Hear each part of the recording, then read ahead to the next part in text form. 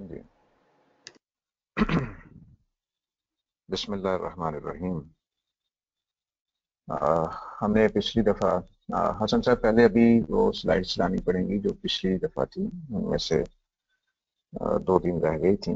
जी, मैं 1 मिनट इस रिकॉर्डिंग रोक रहा हूँ और बिस्मिल्लाहिर्रहमानिर्रहीम। देखिए, हमने जो बात की थी उसको यहाँ तक पहुँचाया था कि एवोल्यूशन के अंदर हमें कुछ फ्लॉज नज़र आ रहे हैं, जिनमें कुछ बातें हो गई थी। आज आगे बात को बढ़ाते हैं।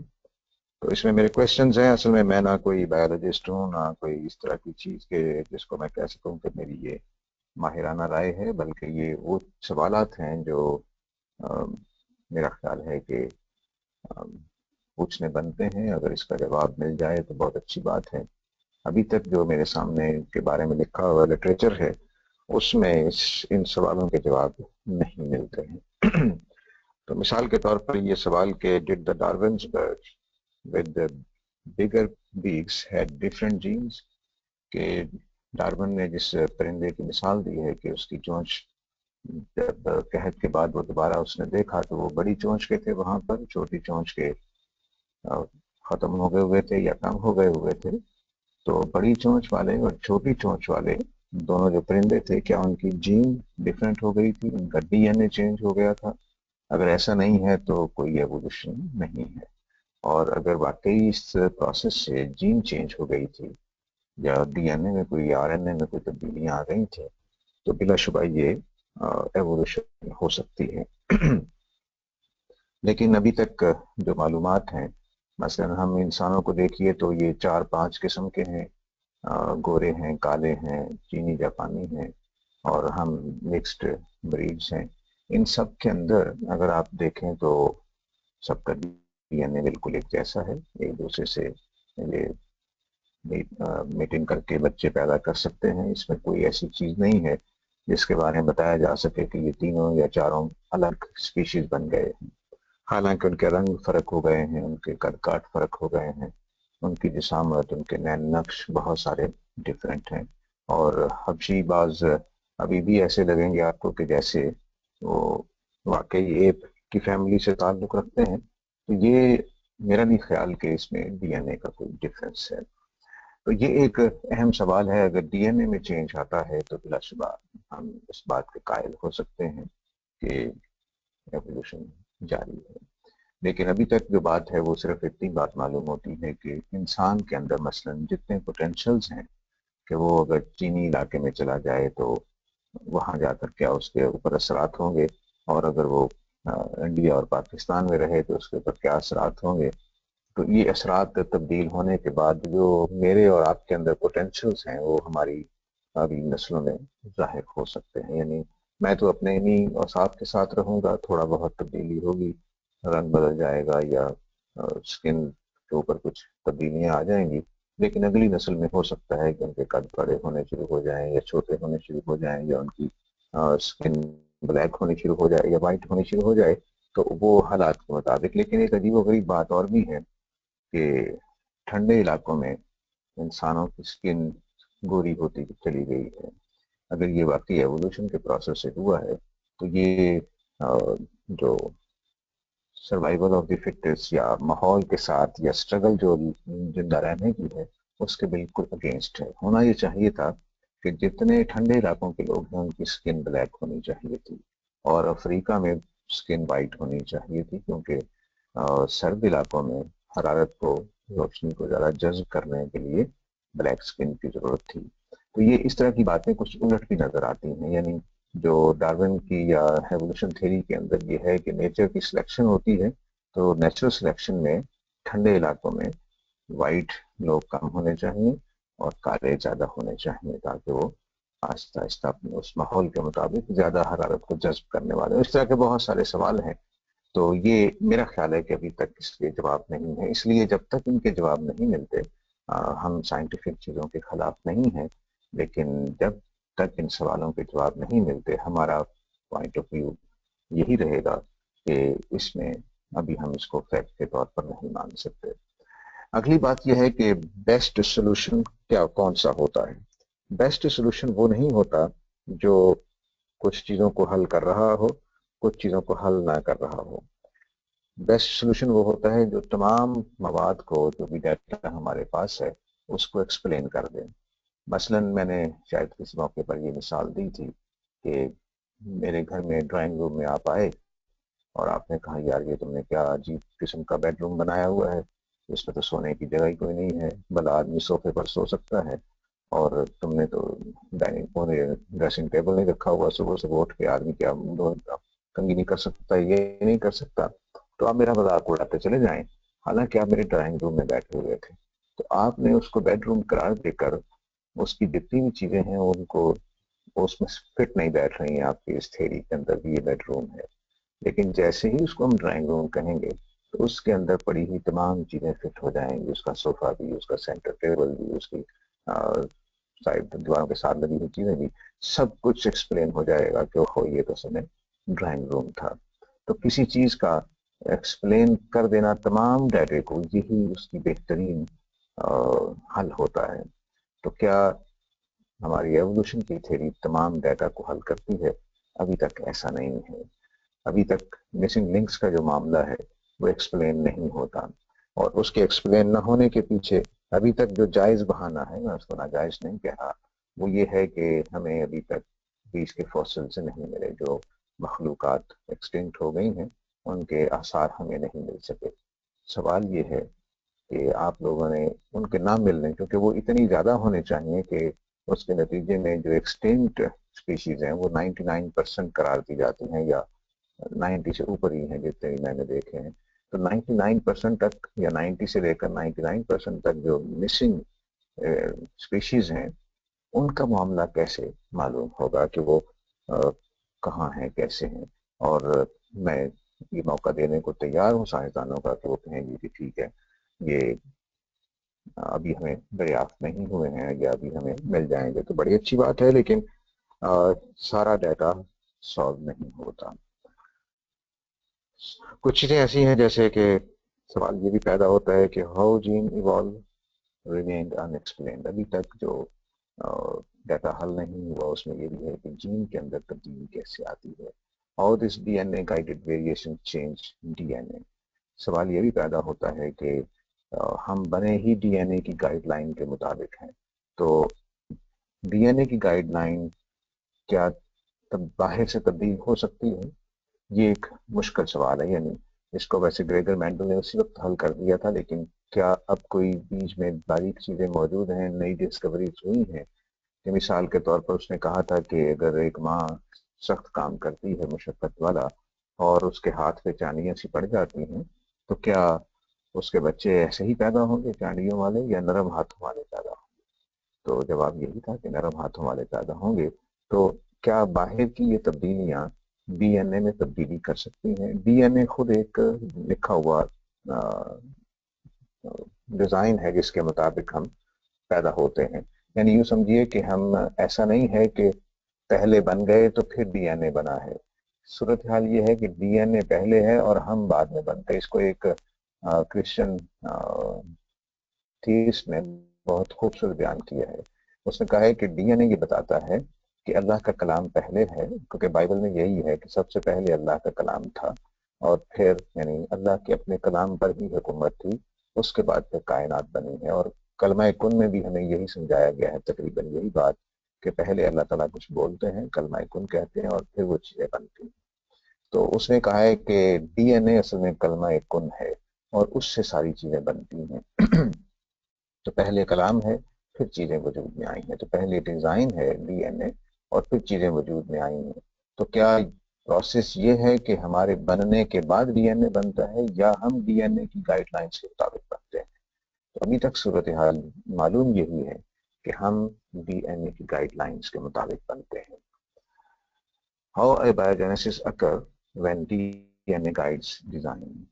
اب سوال اگلا یہ بھی ہے کہ مان لیا جی اے بایوجینیسس ہوئی ہوگی، لائف یہاں پر پیدا ہو گئی ہوگی خود بخود، لیکن یہ کیسے ممکن ہے جبکہ ڈی این اے چیزوں کو گائیڈ کر رہا ہے؟ تو اس کا مطلب ہے کہ ڈی این اے کم از کم پہلے بنایا گیا ہے۔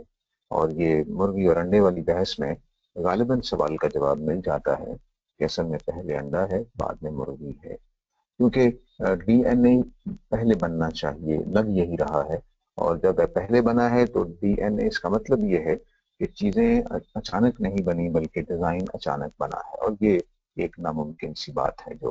تو یہ سوالات ہیں جو بہت ضروری ہیں کہ ہم ان کو سمجھیں، کہ یہ جب تک ان سوالوں کے جواب نہیں ملتے تب تک میرا خیال ہے کہ ایوولوشن ایک فیکٹ نہیں بنتا، تھیوری ہی ہے، اور تھیوری بڑی جاندار ہے، اس میں کوئی شبہ نہیں ہے۔ بہت ساری چیزیں ابھی تک اس کے سپورٹ میں ہیں، لیکن اس کا حل کیا ہے، ان سوالوں کا حل کیا ہے؟ آگے چلتے ہیں جی۔ اور اس سلائیڈ پہ ہماری بات پہلے ہو چکی ہے لاسٹ کلاس میں، اس میں کہ اس وقت کتنی ایج گزر چکی ہے لائف کی، اور کتنے ہمارے پاس اسپیشیز موجود ہیں۔ میں نے اس کو اگر ڈائریکٹ مانے تو صرف 2000 سال یعنی 2500 سال ایک اسپیشیز کو ایوالو ہونے میں لگتے ہیں، جو کہ بہت ہی کم ہیں۔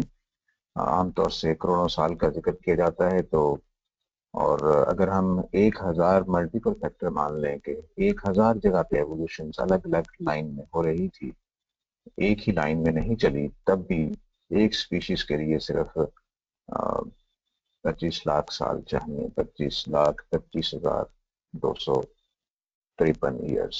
تو یہ بہت تھوڑے ہیں، یعنی جتنے بھی ان کے بیانات ہیں وہ ابھی تک یہی رہے ہیں کہ کروڑوں سال لگتے ہیں ایک اسپیشیز کو دوسری میں کنورٹ ہونے کے لیے۔ ایک 2006 میں مجھے ایک مضمون پڑھنے کو ملا تھا، کچھ مائکرو بایولوجسٹ جو تھے وہ شاید لندن میں ان کی میٹنگ ہوئی تھی، دنیا بھر کے لوگ اکٹھے ہوئے تھے اس میں، تو انہوں نے ایرپشن کا نظریہ دیا تھا کہ جو ٹائم لائن بتا رہی ہے لائف کی، اس میں اتنی زیادہ اسپیشیز ایوالو نہیں ہو سکتے۔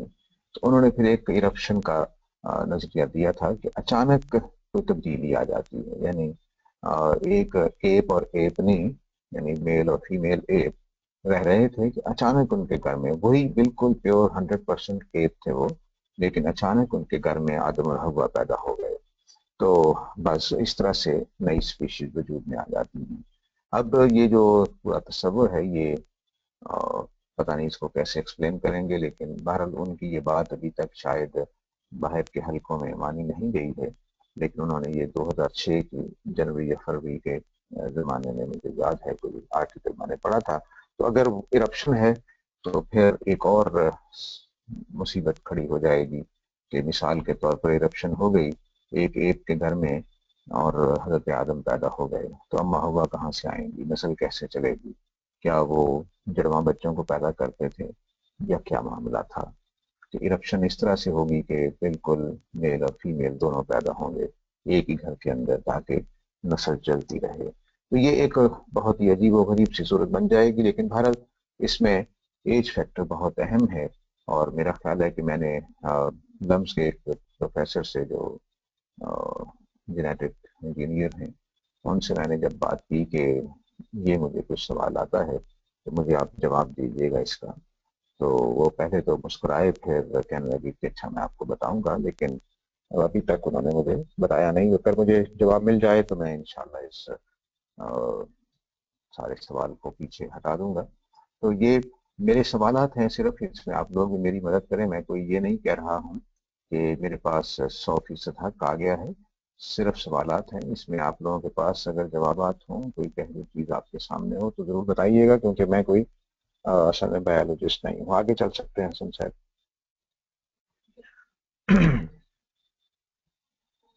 تھیریز اور فیکٹس جو ہیں ان کے اندر تھوڑا فرق ہوتا ہے۔ سائنسدان اس چیز کو تھیری کہتے ہیں جو ڈیٹا کے حل کرنے میں، انٹرپریٹ کرنے میں ہمیں مدد دے رہی ہو، اور اس چیز کو فیکٹ کہتے ہیں جو ٹیسٹ سے پھر اپروو ہو جاتی ہے اور اس کے ہمیں یا آبزرویشنز میں آ جاتی ہے، اس کو فیکٹس کہتے ہیں۔ لیکن ایوولوشن اور بگ بینگ دونوں ہو ابھی تک تھیریز ہیں، فیکٹ کا درجہ ان کو نہیں ملا ہے، کیونکہ کسی ٹیسٹ میں اپروو نہیں ہوئی اور کسی نے آبزرو نہیں کیا۔ اس لیے کارل پاپر ایک سائنٹسٹ فلاسفر تھا، وہ یہ کہا کرتا تھا کہ یہ دونوں میٹافزیکل میٹرز ہیں، یعنی ہم نے ایک چیز کو انفر کیا ہے، ڈیرائیو کیا ہے اپنے ڈیٹا سے، ابھی تک کسی نے اس کو دیکھا نہیں ہے۔ اور اگرچہ آپ یہ کہہ سکتے ہیں کہ اس کے پیچھے ایویڈنسز بہت زیادہ رہے ہوں گے دونوں تھیریز کے اندر، لیکن ابھی بھی مثال کے طور پر ہمارے جب سے سائنس ہمارے سامنے ہے، کسی بھی اسپیشیز کے اندر وہ کروڑوں سال نہیں گزرے کہ وہ تبدیلی کی جگہ پہ آ گئی ہو اور اچانک اگلی جنریشن میں کچھ تبدیلیاں نظر آ گئی ہوں، تو کسی نہ کسی پر تو وہ کروڑ سال گزر گئے ہوں گے، کسی نہ کسی اسپیشیز پر۔ چلیے انسانوں کے اوپر تو 60-70 ہزار سال گزرے ہیں، لیکن یہ ایلیگیٹر کہتے ہیں کہ ان کے زمانے کا ہے، ڈائنوسار کے زمانے کا ہے، اس میں ابھی تک کوئی تبدیلیاں نہیں آئیں، اس کے دانت بھی نہیں جھڑے، اس کی کوئی دم بھی چھوٹی نہیں ہونی شروع ہوئی، تو وہ تبدیلیاں کب آتی ہیں، کیسے آتی ہیں؟ یہ پچھلے 150 سال میں، ڈارون کے بعد 200 سال میں ہم دیکھ رہے ہیں چیزوں کو، لیکن کسی بھی اسپیشیز میں کوئی چینج نہیں آ رہا۔ اس کی کیا وجہ ہے؟ کیا ایسا تو نہیں ہے کہ بس ہمارا یہ خیال ہی ہو؟ تو یہ بھی ایک سوال ہے۔ تو اب آج جو اس وقت میں بات کہنا چاہتا ہوں وہ یہ ہے کہ these theories do not provide base for atheism۔ یہ دونوں تھیریز جن کا ہم نے جائزہ لیا ہے، جن کو اصل میں بیس بنایا جاتا ہے، یہ اس کی بیس نہیں بننی چاہیے، کیونکہ when big bang and evolution theories are not facts، جب وہ فیکٹس نہیں بنے ابھی تک، and has flaws in them، اور کچھ فلاز ہیں۔ بگ بینگ تھیری میں اتنے فلاز نہیں ہے جتنے ایوولوشن تھیری میں ہے۔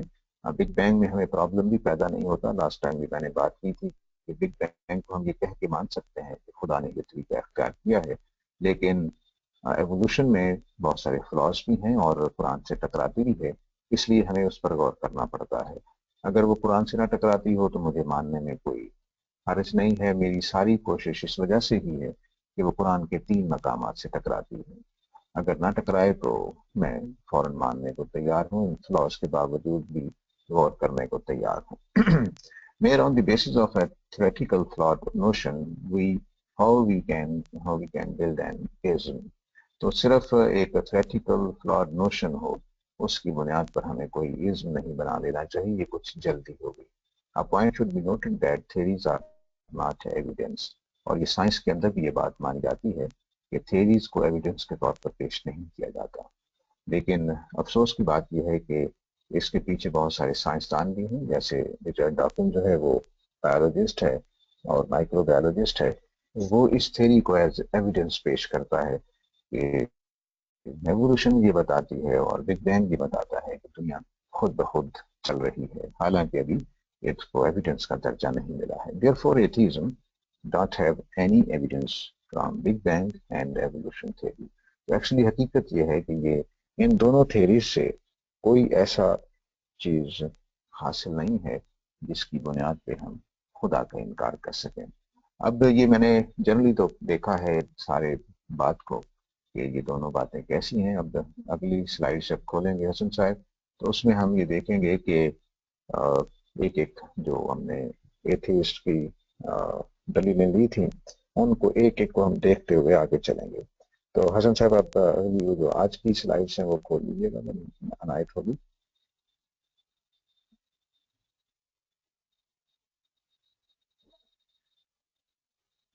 جی اس میں یہ ہمارے سامنے بات آتی ہے کہ empirical explanation is not an evidence against theism۔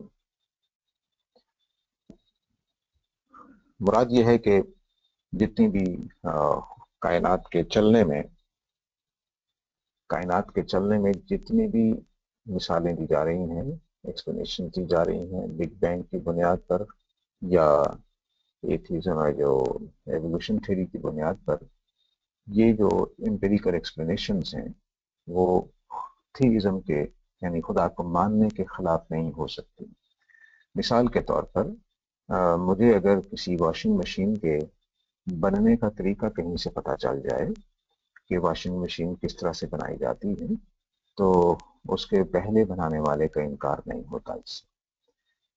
تو اگر کائنات کے بننے کا طریقہ ہمیں معلوم ہو گیا تو اس سے بنانے والے کا انکار نہیں ہوتا۔ مجھے یہ بات لاجیکلی سائنسدانوں سے متوقع نہیں ہوتی کہ ہم یہ بات کہیں جی کہ چونکہ ہمیں پتہ چل گیا ہے کہ کائنات بگ بینگ سے اور ایوولوشن سے بنی ہے اور فزیکل لاز کی روشنی میں چل رہی ہے، تو اس سے بنانے والے کا انکار کیسے ہو سکتا ہے؟ بنانے والے کا انکار ناممکن ہے، کیونکہ صرف اس وجہ سے کہ ہمیں طریقہ معلوم ہو جائے. تو یہ بات سمجھ میں نہیں آتی. یعنی جتنی بھی امپیریکل ایکسپلینیشن ہے کائنات کے بارے میں، سائنٹیفک توضیحات ہیں کہ کائنات کس طرح سے بنی ہے اور کس طرح سے چل رہی ہے، وہ اس بات کے لیے لازمی قرار نہیں دیتی کہ ہم کہیں گے کہ اس کا بنانے والا نہیں ہے. اتنی سی بات بیچ میں سارے مسئلے کو حل کر دیتی ہے. اس طریقے سے یعنی اگر ایوولوشن بھی ہوئی ہے، میں 100% اس کو مان لیتا ہوں ایک لمحے کے لیے، اور یہ مان لیتا ہوں کہ بگ بینگ ہوا ہے، 100% فیکٹس ہیں یہ دونوں، تب بھی صرف اتنی بات ہوئی کہ یہ دونوں طریقے اللہ تعالیٰ نے اختیار کیے ہیں.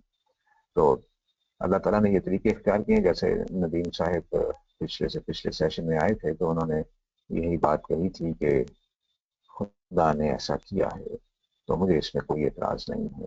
میں صرف ایتھیسٹ کو کہنا چاہتا ہوں کہ اس پوری کہانی کے اندر خدا کا انکار تب ہوتا ہے جب یہ معلوم ہو جائے کہ خدا واقعی نہیں ہے. اگر خدا نے اس طرح سے بنایا ہے تو یہ کیسے ہوگا؟ تو اب دیکھیے، as God is perfect being, کیونکہ اللہ تعالیٰ پرفیکٹ ہستی ہیں اینڈ اومنیشینٹ، اور وہ ہر چیز کو جانتے ہیں. So he knew that human will progress in science, therefore he adopted a way of creation through which he can hide himself for the sake of his king. کیونکہ اللہ تعالیٰ نے ہمیں ٹیسٹ کے لیے دنیا میں بھیجا ہے، تو ٹیسٹ کے لیے ضروری ہے کہ خدا نظر نہ آئے. اگر خدا نظر آ جائے تو ہم ٹیسٹ ہمارا ختم ہو جائے گا. مثلا جیسے ہی میرے سامنے اللہ تعالیٰ آ جائیں تو کیا میں انکار کر سکتا ہوں خدا کا؟ کیا میں یہ کر سکتا ہوں کہ اللہ کی نافرمانی کروں؟ رات ہی ایک فون ایک صاحب کا آیا ہوا تھا، تو انہوں نے کہا کہ میں نے نماز چھوڑ دی ہے کیونکہ میں آرگنائزڈ ریلیجن کو نہیں مانتا. یہ ریپیٹیشن ہو رہی ہے پاسٹ کی. تو میں نے ان سے کہا کہ اچھا، اگر ابھی اللہ تعالیٰ کا آپ کو فون آئے کہ میں خدا ہوں اور تم نماز پڑھو، 5 وقت حاضری دیا کرو مسجد میں، تو کیا چلے جائیں گے؟ کہیں گے ہاں اب چلا جاؤں گا. تو میں نے کہا بس یہی مسئلہ ہے، کیونکہ جیسے ہی خدا کا فون آنے لگ جائے یا خدا سامنے آ جائے تو ہمارا امتحان ختم ہو جاتا ہے. So he made world through Big Bang and life from abiogenesis and species from evolution. تو میں اس کو مان کے چل رہا ہوں کہ اس کا مطلب یہ ہے کہ اللہ تعالیٰ نے کیونکہ ایسی کائنات بنانی تھی جس میں وہ چھپا رہے، تو اس نے دنیا کو بگ بینگ کے ذریعے سے، زندگی کو abiogenesis کے ذریعے سے، اور اسپیشیز کو ایوولوشن کے ذریعے سے بنایا، تاکہ اس کا چھپا رہنا، کیونکہ اللہ کو معلوم تھا کہ انسان سائنس میں اتنی ترقی کر جائے گا، تو اس کا چھپا رہنا زیادہ پسندیدہ طریقے پر رکھنے کے لیے اس نے یہ طریقے اختیار کیے کہ کائنات کو بگ بینگ کے ذریعے سے بنایا، لائف کو ایبایوجینیسس طریقے سے شروع کیا، اور اسپیشیز کو ایوولوشن کے ذریعے سے بننے دیا. تو اس طرح سے وہ چھپا رہنا اس کے لیے زیادہ ممکن ہوا. These theories are not categorically denial of God. چنانچہ یہ تھیریز جتنی ہیں یہ خدا کا انکار کرنے کے لیے کوئی کیٹیگوریکل ایویڈنس نہیں دیتی. چلو یہ واضح ہو گیا، خدا نہیں ہے. ایسی کوئی چیز ابھی تک ایتھیسٹ کے پاس نہیں ہے کہ کہیں کہ یہ وہ چیز ہے بتا رہی ہے خدا نہیں ہے. ایسا نہیں ہے. ابھی تک صرف اتنی بات ہے کہ یہ بات ایکسپلین ہوئی ہے کہ یہ چیزیں کیسے بنی ہیں، کیسے چل رہی ہیں. اگلی سلائڈ پہ چلیے. تو پہلی میری بات یہ ہے کہ جتنی بھی ابھی تک تھیری سائنس نے دی ہیں وہ خدا کا انکار نہیں کرتی، کیونکہ کسی چیز کا طریقہ معلوم ہو جانے سے یہ چیزیں کیسی بنتی ہیں، کیسے چلتی ہیں، اس کے بنانے والے کا انکار نہیں ہوتا. تو جب ایک انجینئر کا لکھا ہوا مینول میں مل جائے کہ یہ مشین اس طرح سے بنی ہے، تو اس کا مطلب یہ نہیں ہے کہ وہ مشین بنانے والا پہلا اس کا جو انوینٹر تھا وہ اس کا انکار کر دیا. اب ایک جنرل اوورویو جو 14 ہم نے آرگومنٹس ایتھیزم کی پڑھی تھی اس کو جنرلی دیکھتے ہیں. Objections on religion are mostly on human made religions.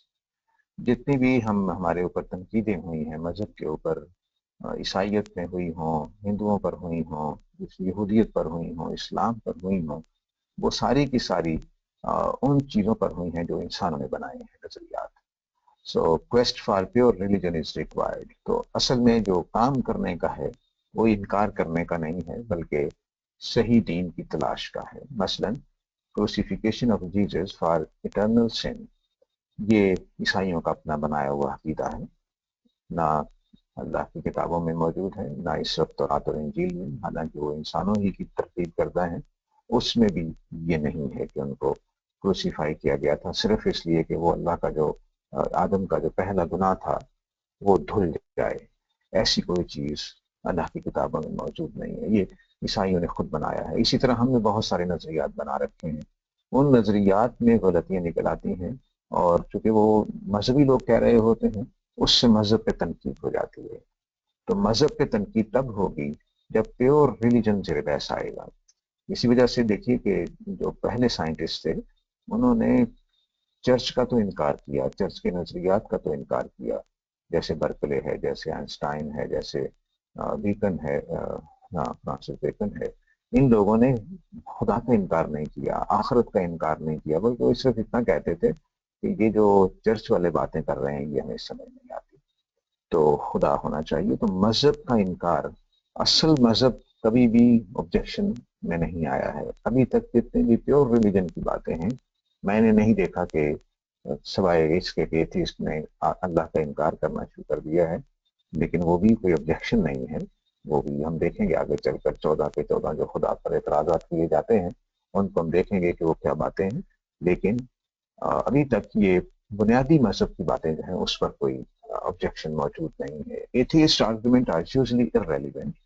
دوسرا مسئلہ یہ ہے کہ جتنی بھی آرگومنٹس دی گئی ہیں خدا کے انکار کے بارے میں وہ irrelevant ہیں. they do not relate with the denial of God. جتنے بھی ابھی 14 ہم دیکھیں گے اور بھی میں نے جو چھوٹے موٹے پڑھے ہیں وہ سارے کے سارے خدا کے انکار کے لیے نہیں ہیں. they only could say that God's that and that act is not just اور understandable اور reasonable. اس سے صرف اتنی بات معلوم ہوتی ہے کہ خدا کا یہ کام ہمیں سمجھ نہیں آیا، خدا ہمیں نوز باللہ ظالم لگ رہا ہے، خدا نے یہ بڑا ظالمانہ اقدام کیا ہے، یہ ریزنیبل بات نہیں ہے. بس اتنی بات تو کہی جا سکتی ہے، انکار نہیں ہو سکتا. For instance if God is نوز باللہ similar to that what the atheist portray, then what؟ اگر ایک لمحے کے لیے مان لیں کہ خدا ویسا ہی ہے، ناقص ہے، اس کا ڈیزائن اچھا نہیں ہے، اس نے کچھ بھی صحیح کام نہیں کیے ہیں، تو پھر کیا ہوگا؟ کیا از ایتھیزم از سولوشن؟ کیا اس کے بعد خدا کا انکار کرنے سے ہم ان سارے معاملات سے بچ جائیں گے؟ اگر فرض کر لیجئے کہ اس دنیا کا خالق نعوذ باللہ ایک ظالم ہی خدا ہے تو کل واسطہ پڑ جائے گا اس کے ساتھ. تو کیا ایتھیزم کا سولوشن ہے؟ ہرگز سولوشن نہیں ہے. تو جتنے خدا پر اعتراضات کیے گئے ہیں کہ اس کا ڈیزائن اچھا نہیں ہے، وہ ظالم ہے، وہ رحم دل نہیں ہے، فلانا نہیں ہے، تو یہ سارے کے سارے اعتراضات ہمیں برے خدا کی طرف لے جا سکتے ہیں، خدا کے انکار کی طرف نہیں لے جاتے. میں بار بار نعوذ باللہ کہنا چاہتا ہوں کیونکہ بات کو سمجھانے کے لیے عرض کر رہا ہوں کہ خدا کا ڈیزائن اچھا نہیں ہے. خدا نے جو ایول اور سفرنگ کا معاملہ ہے اس کو حل نہیں کیا. ایک بیوہ پہ ظلم ہوتا ہے، خدا پوچھتا ہی نہیں ہے. پشاور میں 200 بچے مارے جاتے ہیں ایک رات کے اندر، اللہ تعالیٰ پوچھتے ہی نہیں ہے. یہ جو ظلم ہو رہے ہیں تو فرض کر لیجئے کہ یہ ایسا ہی ہے، خدا واقعی نعوذ باللہ ظالم ہے، تو بس خدا کے ظالم ہونے کا ثبوت مل رہا ہے، خدا کے نہ ہونے کا ثبوت نہیں مل رہا ہے. تو ہم ایتھیزم کو اختیار کر کے اس سے نجات حاصل نہیں کر سکتے جی کہ دو معاملہ ختم ہوا. یہ باتیں بتا رہی ہیں کہ اللہ نہیں ہے، صرف اتنا بات معلوم ہو رہی ہے کہ ایک پرفیکٹ خدا نہیں ہے. پھر نعوذ باللہ من ذالک اگلی سلائڈ پہ چلتے ہیں. کنسٹرکٹیوزم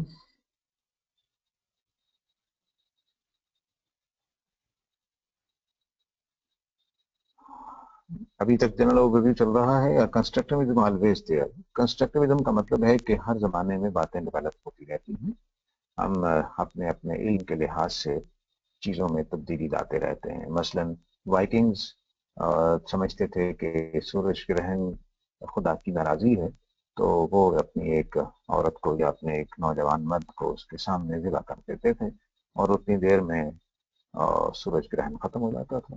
اور وہ سمجھتے تھے کہ ہماری اس قربانی سے خدا راضی ہو گیا ہے اور اس نے سورج گرہن ختم کر دیا ہے. یہ ان کی انڈرسٹینڈنگ اپنے پاس موجود جو بھی ڈیٹا تھا، جس کے بعد وہ اس یقین میں پختہ ہوتے چلے گئے. وہ ڈیٹا یہ تھا کہ سورج گرہن ہوتا ہے، وہ قربانی دیتے ہیں اور سورج گرہن ختم ہو جاتا ہے. انہوں نے ایک انٹرپریٹیشن اس پورے فینومینا کی کر رکھی تھی. اسی طرح کی انٹرپریٹیشن انسان فطرت کی بھی کرتا ہے اور خدا کی کتابوں کی بھی کرتا ہے. Human interpret the holy books usually under the influence of their backgrounds. اور ہم جتنے بھی لوگ ہیں کنسٹرکٹیوزم کے مطابق سارے کے سارے اپنے معلومات، اپنے علم، اپنے بیک گراؤنڈس کے لحاظ سے کتابوں کی، اللہ کی کتابوں کی انٹرپریٹیشن کرتے ہیں. ہم نے ہمارے گروپ کی انٹرپریٹیشن سمیت، میرے استاد گرامی کی تفسیر کے سمیت جتنی بھی تفسیریں دنیا میں ہوئی ہیں وہ ساری کی ساری کنسٹرکٹیوزم کے تحت ہوئی ہیں. اپنے اپنے نظریات، اپنے اپنے زمانے کے تصورات، اپنے اپنے زمانے کی باتیں لے کر ہم تفسیر کرتے ہیں. مثلاً ابھی تک ہم اس قابل نہیں ہوئے ہیں کہ اللہ تعالیٰ نے جو 7 زمینوں اور آسمانوں کا ذکر کیا ہے اس کا مطلب بتا سکیں. ابھی تک ہم اس کے قابل نہیں ہوئے ہیں. تو اسی طرح خدا نے کائنات کے بارے میں جتنی آیتیں تورات اور انجیل اور قرآن میں نازل کی، ان کی انٹرپریٹیشن ہم نے خود کی. اگر آپ کبھی ٹیکسلا گئے ہوں، پاکستانی جتنے بھی ہیں، اور ٹیکسلا میں جا کر دیکھیں تو 7 آسمانوں کا ایک تصور اسٹوپا کی شکل میں بدھو لوگوں نے بنایا ہوا ہے، یعنی بدھسٹ میں. تو وہ کس طرح سے ہے کہ ایک مینار سا بن جائے گا جس میں 7 سمجھیے کہ پلیٹیں لگی ہوئی ہیں ہر سٹیپ کے اوپر. تو نیچے زمین ہے اور اس کے اوپر یعنی میں نے غلطی کی، اس کی تصویر یہاں لے آتا تو آپ کو اس کا تصور واضح ہو جاتا. اسٹوپا جو ہے وہ بتاتا ہے کہ 7 آسمان کس طرح کے ہیں.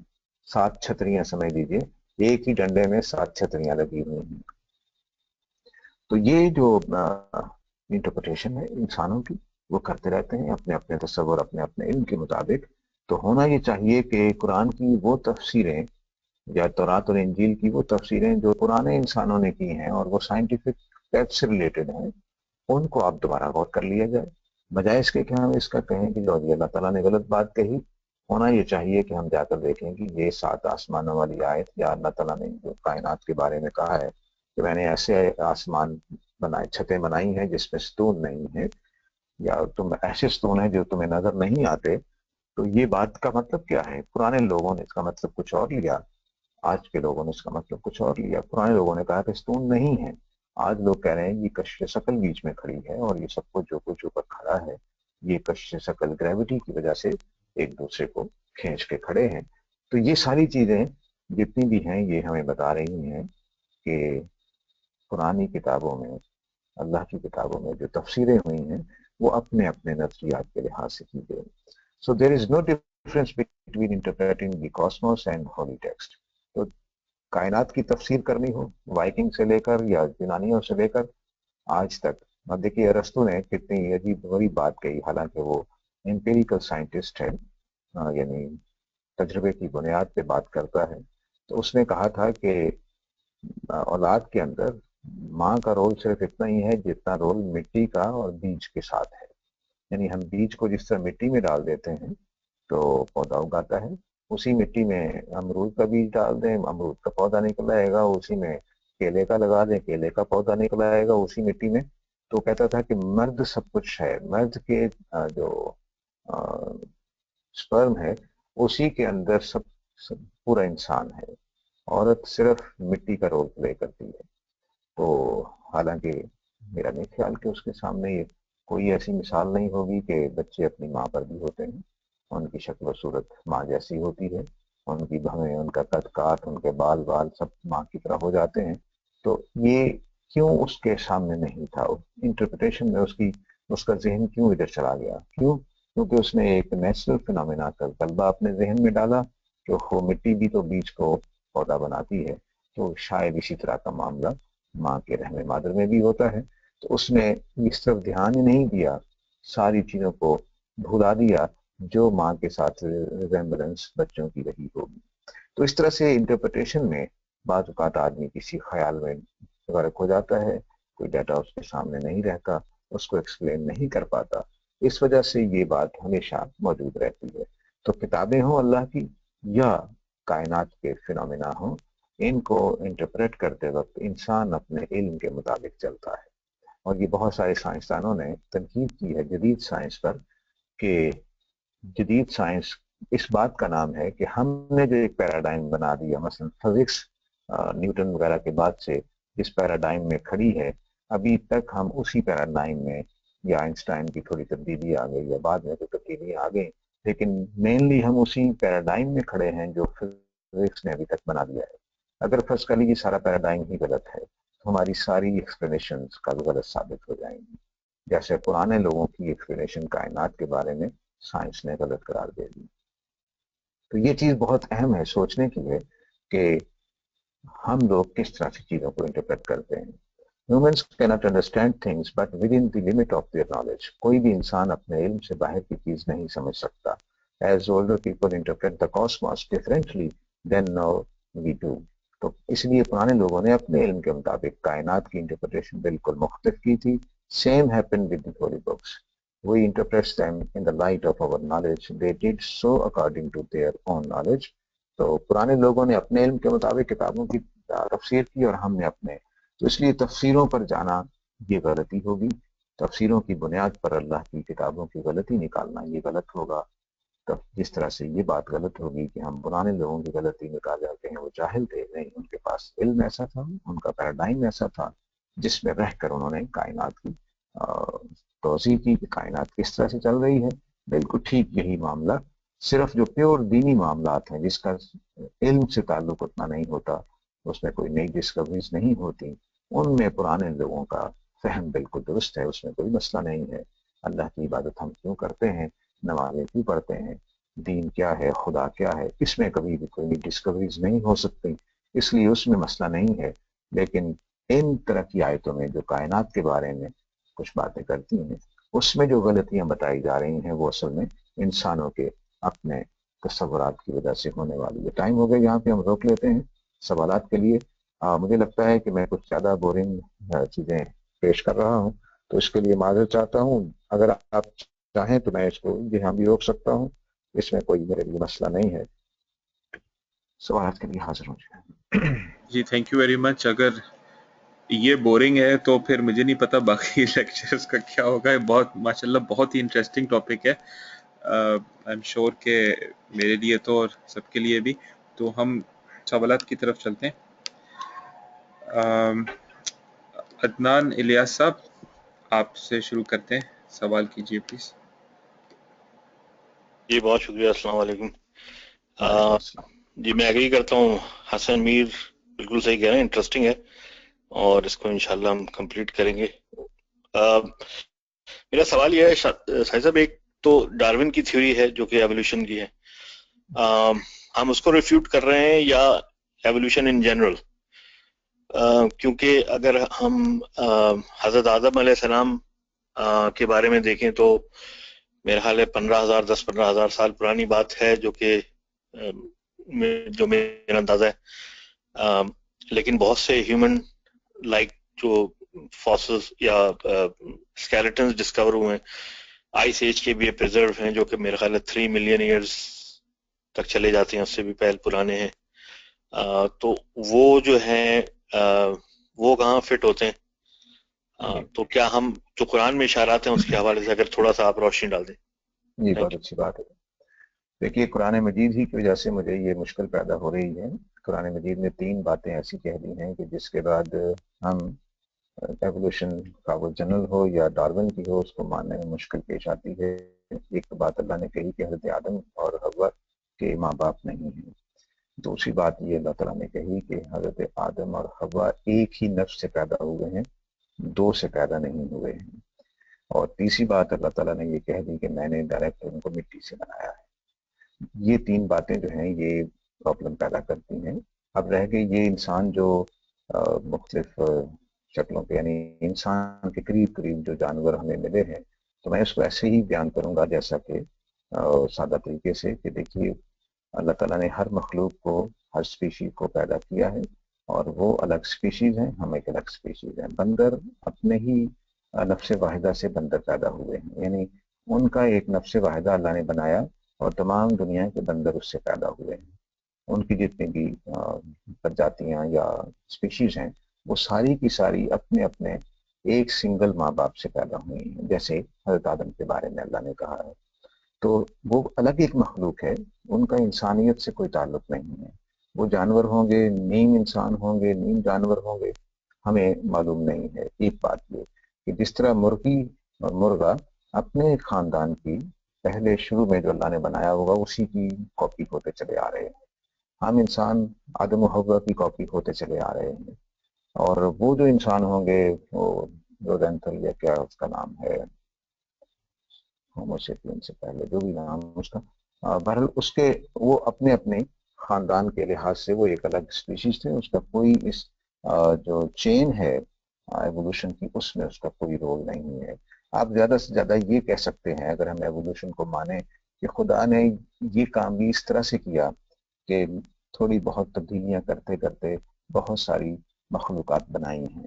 تو ایسا لگے کہ جیسے یہ ایک چین میں ایوالو ہوتے آ رہے ہیں. مجھے اس میں کوئی حرج محسوس نہیں ہوتا کہ اللہ نے پہلے ایک سیل والا جانور پیدا کیا، پھر ذرا کمپلیکیٹڈ ایک سیل والا جانور پیدا کیا، پھر 2 سیل والا پیدا کر دیا، پھر 3 والا، پھر 4 والا، پھر بڑے بڑے جانور بننے لگ گئے، پھر پرندے بن گئے. پھر یہ اللہ نے اسی ترتیب سے بنایا ہو، مجھے اس کے ماننے میں کوئی حرج نہیں ہے. لیکن وہ ایک دوسرے سے پیدا ہوئے ہیں، میں اس کو بھی ماننے کو تیار ہوں، لیکن آدم علیہ السلام سے پہلے. کیونکہ اللہ تعالیٰ نے صرف آدم علیہ السلام کے بارے میں کہا ہے کہ وہ براہ راست مٹی سے پیدا ہوئے ہیں، کسی کی اولاد نہیں ہے، اور وہ نفس واحدہ سے پیدا ہوئے ہیں. نفس واحدہ سے میں نے پچھلی دفعہ ایکسپلین کیا تھا کہ اللہ نے مٹی کیچڑ کے اندر پوری اللہ نے تفصیل بیان کی، وہ چھپی بات نہیں ہے. کالے رنگ کے سیاہ بدبودار کیچڑ میں اللہ تعالیٰ نے وہ نطفہ پیدا کیا جو ہم آج کل ایجیکولیٹ کرتے ہیں.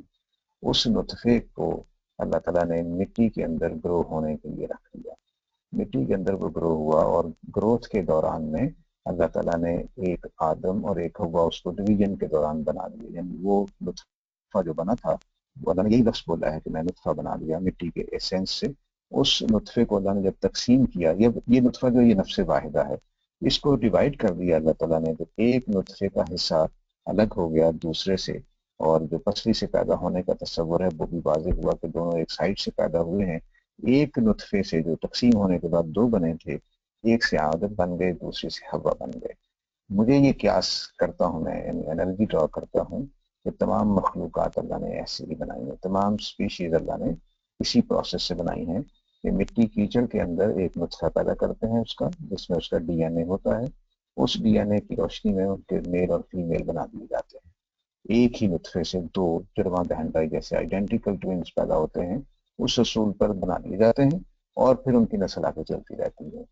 تو میرے خیال میں جتنے بھی ویریشنس ہیں اسپیشیز کے اندر، خواہ وہ انسانوں کی شکل کے بھی جانور رہے ہوں، وہ سارے کے سارے الگ الگ ایک جانور تھے، ایک الگ الگ حیوان تھے یا اسپیشیز تھے. اس کا کوئی تعلق چین بننے سے نہیں ہے. چین تو بنائی ہے ان لوگوں نے کہ یہ جی اس کے بعد یہ ہوا ہے، اور اس پر بہت اچھے تبصرے بھی موجود ہیں کہ ڈیولپمنٹ لینئر نہیں ہے. مثال کے طور پر میری اور آپ کی آنکھیں ایگل کے مقابلے میں بہت کمزور ہیں، بلی کے مقابلے میں بہت کمزور ہیں. ایوولوشن میں تو ہونا چاہیے کہ میں بہتر سے بہتر ہوتا چلا جاؤں. میں اپنی پوری طاقتوں کے باوجود شیر کا مقابلہ اکیلے نہیں کر سکتا. مجھے بندوق کی ضرورت ہے، ڈنڈے کی ضرورت ہے، لیکن شیر کے پاس جو طاقت ہے وہ میرے پاس نہیں رہی. تو طاقت کے اعتبار سے میں ڈیوالو ہوا ہوں، ایوالو نہیں ہوا ہوں. اور آنکھوں کی مقابلہ لحاظ سے دیکھیے تو میں ڈیوالو ہوا ہوں، ایوالو نہیں ہوا ہوں. اس لیے یہ بہت سارے سوالات ہیں کہ ایوولوشن کا مطلب کیا ہے پھر، کہ کچھ چیزوں میں کمزوری اور کچھ چیزوں میں بہتری. اصل بات یہ ہے کہ اللہ نے میرا ڈیزائن پوری کائنات میں فٹ کرنے کے لیے ایسا ہی کیا ہے. میں جس ذہانت کا ہوں، مجھے اس طاقت کی ضرورت نہیں ہے جو شیر کو دی گئی ہے. میں اپنے آپ اپنا حفاظت کچھ اور طریقوں سے کر سکتا ہوں. تو یہ میں فٹ رہنے کے لیے. اور پھر مسئلہ یہ ہے کہ کون سی پرجاتی یا کون سی اسپیشیز ہے جو فٹ نہیں ہے دنیا کے اندر. ایک مجھے بتا دیں کہ کوئی اسپیشیز ایسی موجود ہو جو دنیا کے ماحول کے اندر پیدا ہوئی ہو، غلط پیدا ہو گئی اور فٹ نہ ہوئی اور اگلے ہی گھنٹے بعد فوت ہو گئی. نہیں، ان میں کمزور بچے الگ بات ہے پیدا ہوتے ہیں، لیکن جنرلی وہ اپنے ماحول میں بالکل فٹ ہوتی ہے. تو جتنے بھی مقدمات ہیں ایوولوشن کے وہ سارے کے سارے غلط ہیں.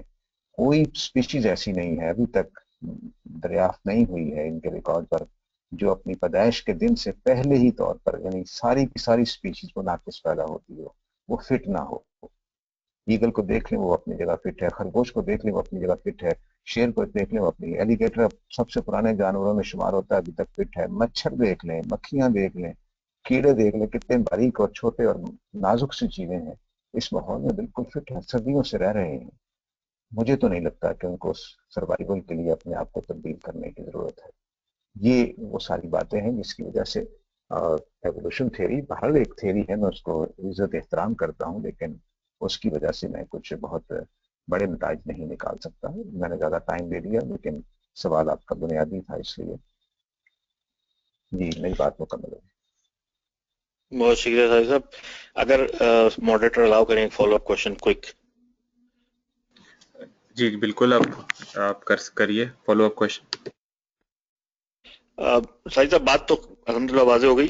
وہ جو فرشتوں کا سوال تھا پھر وہ کس بنیاد پہ تھا کہ یہ انسان کو جب کہا گیا تو ان کے پاس کیا علم تھا جس کی بنیاد پہ, مطلب کوئی ایکسپیرینس تو تھا. آدم علیہ السلام تو ابھی پیدا ہوئے تو اب تو ان کو بھیجا جا رہا ہے, تو وہ کس بنیاد پہ وہ سوال اٹھایا تھا انہوں نے؟ جزاک اللہ. جی اصل میں فرشتے میری آپ کی طرح کچھ زیادہ ذہین تھے, یعنی انسانوں کی طرح. انہوں نے جب اللہ تعالیٰ نے تعارف کرایا کہ میں ایک خلیفہ بنانے والا ہوں, تو لفظ خلیفہ ہی سے ان کو ساری بات سمجھ میں آ گئی. تو لفظ خلیفہ کا مطلب سمجھ لیجیے کہ اللہ تعالیٰ انسانوں کو نظر نہیں آئیں گے, وہ پس پردہ ہوں گے, اور انسانوں کو پوری چیزوں پر کنٹرول دیا جائے گا, پورا اختیار ہوگا. تو ہمارا ایک تھوڑا سا پڑھا لکھا بچہ بھی کہتا ہے کہ پاور جو ہے وہ انسانوں کو کرپٹ کرتی ہے. اگرچہ وہ ہمارے تجربے پر مبنی ہے, لیکن انہوں نے فرشتوں نے اپنی ذہانت سے اس بات کو انفر کیا کہ جیسے ہی کسی مخلوق کو پورا اقتدار دے دیا جائے گا زمین کے اوپر, اور اس کے پاس خدا سامنے اس کو نظر نہیں آئے گا, تو وہ تو لازمی فساد پیدا کرے. تو یہ بات انہوں نے اپنے اس لفظ سے جو اللہ نے تعارف کرایا تھا حضرت آدم کا کہ میں ایک خلیفہ بنانے والا ہوں, اس سے نکالا ہے. اور یہ قرآن کے اس مقام کو اگر آپ پڑھیں گے تو اس سے واضح ہو جاتا ہے کہ انہوں نے نفس ہی سے, اور چونکہ اللہ نے اپنی جو فرشتوں کے ساتھ بات ہوئی ہے وہ عربی میں نہیں ہوئی ہوگی, وہ اللہ کی جو اپنی زبان ہے ملائے اعلیٰ کی, اس میں کلام کیا ہوگا, تو وہاں ہو سکتا ہے اور بھی بہت واضح لفظ ہو, جس کی وجہ سے فرشتوں نے فوراً اس بات کو بھانپ لیا. تو وہ فرشتوں نے تعارف سے بھانپا ہے کہ بنایا کیا جا رہا ہے. یہ ایسی بات ہے کہ میں کہوں گی میں بم بنانے جا رہا ہوں, تو آپ کہیں گے یار یہ بڑا فساد پیدا کر دیں گے, تم بڑی ہلاکتیں ہوں گی. تو جیسا کہ ہم ساری دنیا شور میں چاہتے ہیں کہ ایٹم بم نہیں بننا چاہیے, نیوکلیر بم جو ہوتے ہیں نہیں بننے چاہیے, کیوں؟ ابھی تو ہم نے اس کا ٹیسٹ نہیں کیا تھا, تب بھی لوگوں نے اس کے اوپر اعتراض کیا کہ نہیں بننا چاہیے. تو یہ ایک چیز جو بنتی ہے اس کے تعارف جو ہوتا ہے اسی سے معلوم ہوتا ہے. ایٹم بم کا تعارف یہ تھا کہ بہت زیادہ انرجی اس سے ریلیز ہوگی, تو سب نے کہا کہ نہیں بننا چاہیے. تو بالکل جس طرح بم کا تعارف کرانے سے پتہ چل گیا انسانوں کو تجربے کے بغیر, اسی طرح تجربے کے بغیر فرشتوں کو یہ پتہ چل گیا کہ آدم کیا کریں گے یا ان کی اولاد کیا کرے گی. ہوپ کے بعد واضح ہو گئی ہوگی, میری بات مکمل ہے. بہت شکریہ. اگلے سوال پہ چلتے ہیں. سعید حسن صاحب کو 8:30 بجے کہیں جانا ہوتا ہے غالباً, تو وہ سوال لکھ گئے ہیں, میں وہ پڑھ دیتا ہوں. میری تو ویکیبلری میں ہر دفعہ ایک اضافہ ہی ہوتا ہے, ان کے سوال سے ایک موٹے موٹے لفظ آ جاتے ہیں کبھی میرے لیے. تو بہرحال تو if ایمان is a belief in غیب, then why we have to ask geneticist, یہ غالباً وہ بایولوجسٹ ہیں جو جینز پہ کام کرتے ہیں, آپ کو پتہ ہی ہوگا. We have to ask geneticists a question about knowledge that is incomplete in their own span. تو یہ ہے سوال, اگر آپ کچھ کمنٹ کرنا چاہیں. یہ بہت اچھی بات ہے. اصل میں غیب پر ایمان کا مطلب کیا ہوتا ہے؟ غیب پر ایمان کا مطلب یہ ہے کہ ہماری فطرت کم از کم اس پر گواہی دے رہی ہوتی ہے. اور اس وقت یہ ہوا ہے کہ فطرت کو کانٹ کے بعد اور ہیگل اور ایون کے بعد ایک طرف رکھ دیا گیا ہے. کانٹ نے بہت کوشش کی کہ اس کو منوایا جا سکے, لیکن اس نے جو طریقہ اختیار کیا اس کو منوانے کا, اس کے نتیجے میں صرف 2-4 چیزیں مانی گئی, جس میں ریاضی ہے کہ 2 × 2 4 ہوتا ہے, یہ ہم نے اپنے اندر سے جانتے ہیں, اس طرح کی 2-4 چیزیں, لیکن زیادہ چیزوں کو وہ ثابت نہیں کر سکا اس کے پاس کوئی بھی, حالانکہ وہ بیان کرتا ہے ساری چیزوں کو. تو غیب پر ایمان ہم اپنے فطرت سے لاتے ہیں. سائنس نے یہ کیا کہ فطرت کا ستیہ ناش کر دیا, اس کو بالکل ختم کر دیا کہ فطرت کوئی چیز ہے بھی. یہ پرانی نالج بہت تھوڑا سا محدود کر دیا گیا کہ وہ بہت چھوٹی چیزیں ہیں. اب ایمان بالغیب دنیا میں منوایا جا نہیں سکتا جب تک کہ فطرت کو نہ منوا لیا جائے. جیسے ہی فطرت کو منوا لیا جائے گا تو پھر ہم اس پر بات کریں گے. تو ابھی ہم 2 سٹیجز میں کام کر سکتے ہیں. ایک سٹیج یہ کہ ہم مانے ہوئے جو ایمپیریسسٹ یا ایمان بالغیب کے خلاف جو چیزیں ہیں، مثلا جینیات کے ماہرین کی طرف جیسے انہوں نے اشارہ کیا ہے، جب جاتے ہیں تو ہم اس لیے جاتے ہیں تاکہ اس بات کو ثابت کریں کہ تم جو مواد لے کر آ رہے ہو وہ خدا کے انکار کے لیے کافی نہیں ہے. بس یہ ایک نیگیٹو کام ہے. پازیٹیو کام ہمیں یہ کرنا ہے کہ ہم فطرت کو ثابت کریں کہ فطرت جو ہے اس کے اندر خدا ہے، اور اب اس فطرت کی روشنی میں ذرا یونیورس کو انٹرپریٹ کرو تو تمہیں کیا کہتی ہے. تو 2 راستے ہو گئے، ایک امپیریکل طریقے سے ثابت کرنا کہ خدا ہے یا نہیں ہے، اور ایک فطرت کے راستے سے. تو مضبوط ترین راستہ فطرت کا راستہ ہے. لیکن اس وقت یورپ میں فطرت کی بات کرنا ایسے ہی ہے جیسے کسی پاگل آدمی کے پاگل پن کو پیش کرنا کہ دیکھو یہ پاگل آدمی ہے نا، یہ اس طرح سے سوچتا ہے. تو وہ یہ کہتے ہیں کہ تم پاگل ہو، فطرت تو انسانوں نے بنائی ہے، خود ان کے ماں باپ نے باتیں سمجھا کے، فرائڈ اور اس کے بعد کے بہت سارے لوگوں نے اس طرح کی باتیں کہی ہیں. تو اس لیے یہ ایک مشکل راستہ ہے بلا شبہ، لیکن ہمارے پاس اس کے سوا چارہ نہیں ہے کہ ہم دونوں راستے اختیار کریں.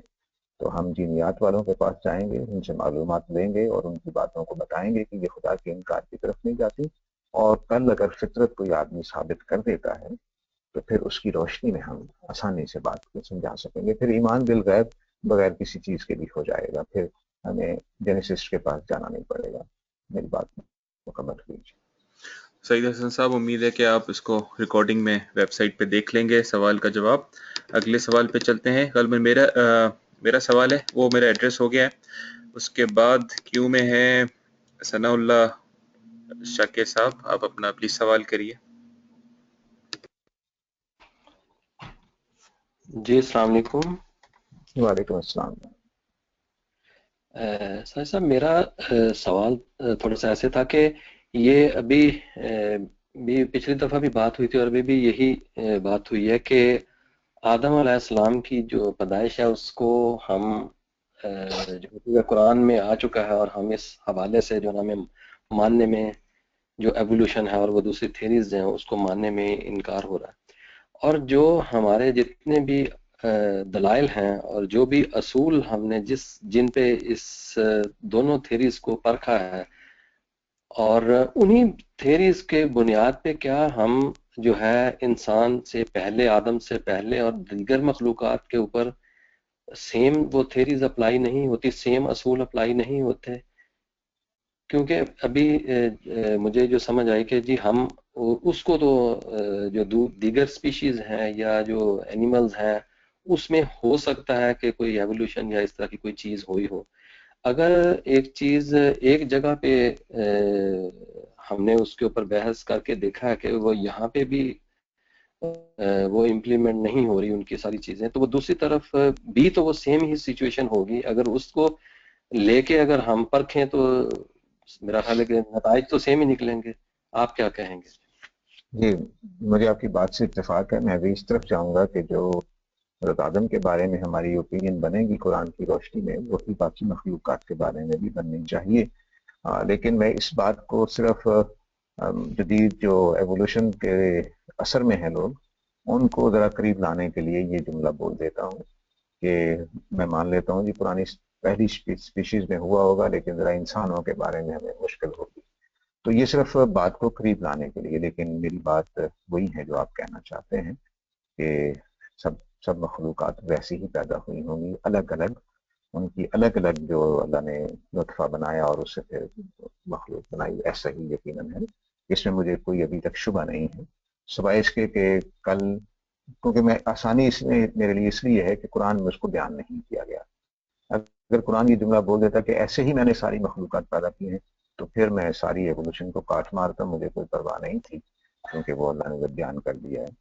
تو اب یہ اس وقت مشکل یہ ہے کہ اللہ نے صرف انسانوں کے بارے میں بات کی ہے، تو اس لیے ہمارے پاس ایک اوپن جگہ بن جاتی ہے باقی مخلوقات کے لیے. صرف اتنی سی ایک ریلیکسیشن سی آپ سمجھیے کہ لے رہا ہوں اپنے لیے، جو ناجائز بھی ہو سکتی ہے اور جائز بھی. تو بہت مہربانی، آپ کا اچھا سوال تھا جی. اوکے، میری بات مکمل. صرف ایک سیکنڈ کے لیے، جو وہ جیسے کہ وہ آتا ہے کہ جی نوح علیہ السلام نے جب وہ طوفان آنے والا تھا تو کشتی میں وہ جو بھی ان کے وہ جانور تھے ان کا جوڑا جوڑا جو نا اس میں بٹھایا. اگر کوئی مطلب ہے کہ وہ ضرورت اسی چیز وجہ سے تھی نا کہ وہ ایک اسپیشی جو ہے نا وہ اپنی اوریجنل فارم میں وہ زندہ رہے.